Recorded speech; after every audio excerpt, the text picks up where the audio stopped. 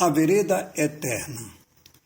Vereda é caminho, mas um caminho estreito que normalmente serpenteia e no qual se tem que andar com redobrada atenção, pois os perigos são constantes, seja devido aos obstáculos, seja por causa de perigos de animais nocivos, de inimigos ou assaltantes.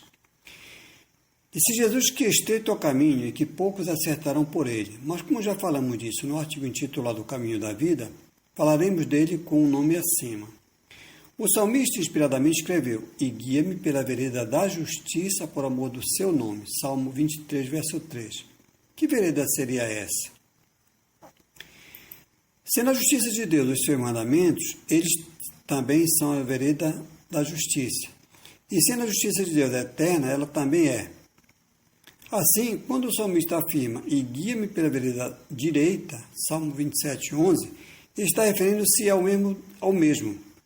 Disse o salmista: "Já é tempo de operares, ó Senhor, pois eles têm quebrantado a tua lei. Por isso amo os teus mandamentos mais do que o ouro, e ainda mais do que o ouro fino.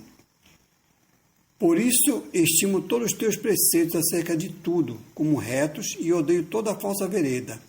Salmo 119, verso 126 a 128.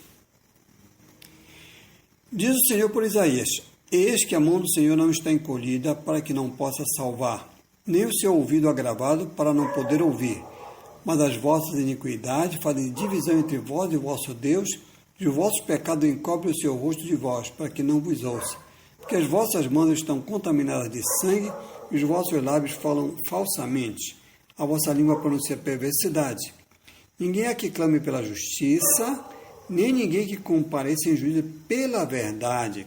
Confia na vaidade e andam falando mentiras, concebem o trabalho e produzem a iniquidade. Chocam ovos de basilisco e tecem teias de aranha. O que comer dos ovos deles morrerá, e apertando-os sai deles uma víbora. As suas teias não prestam para vestidos, nem se poderão cobrir com as suas obras. As suas obras são obras de iniquidade, e obra de violência há nas suas mãos. Os seus pés correm para o mal e se apressam para derramarem o sangue inocente. Os seus pensamentos são pensamentos de iniquidade, destruição e quebrantamento há nas suas estradas. Não conhecem o caminho da paz, nem há juízo nos seus passos. As suas veredas tortuosas as fizeram para si mesmos.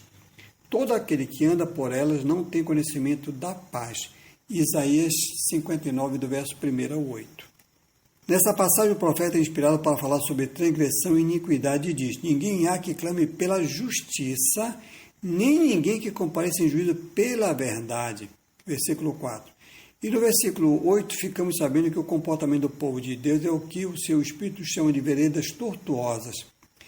E ele não refere-se ao Israel da Palestina, pois o profeta Isaías foi inspirado para profetizar sobre coisas vindouras que aconteceriam com Israel adotado, ou seja, os que outrora eram gentios, do Israel do qual fala Paulo.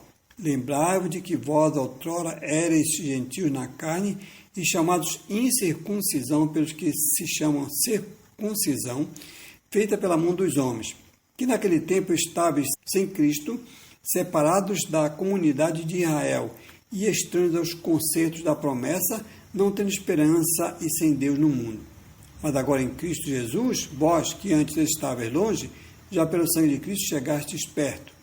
Porque ele é a nossa paz, o qual de ambos os povos fez um, e derribando a parede de separação que estava no meio, na sua carne desfez a inimizade, isto é, a lei de mandamentos que consistia em ordenanças, para criar em si mesmo dos dois um novo homem, fazendo a paz.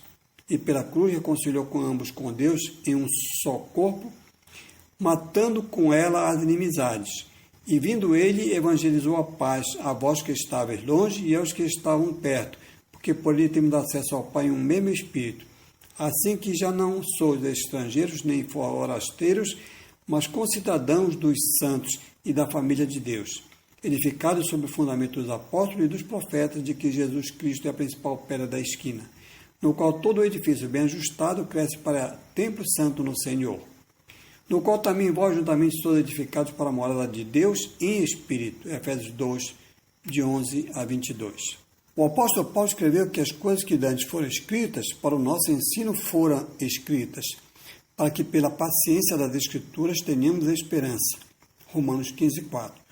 Outro sim, toda escritura é divinamente inspirada para ensinar, para redarguir, para corrigir, para instruir na justiça, para que o homem de Deus seja perfeito e perfeitamente habilitado para toda boa obra. 2 Timóteo 3, 16 e 17.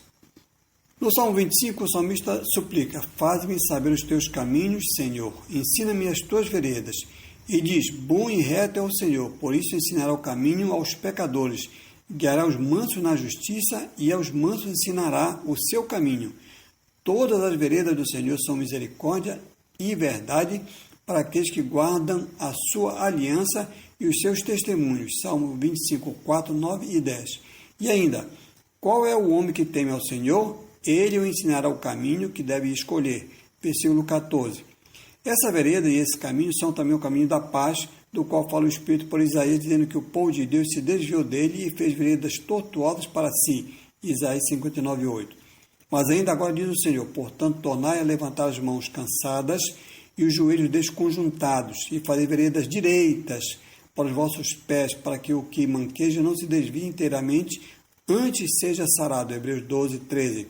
E vê se há em mim algum caminho mau, e guia-me pelo caminho eterno. Salmos 139, verso 24. Ou lhe prestes, missionário.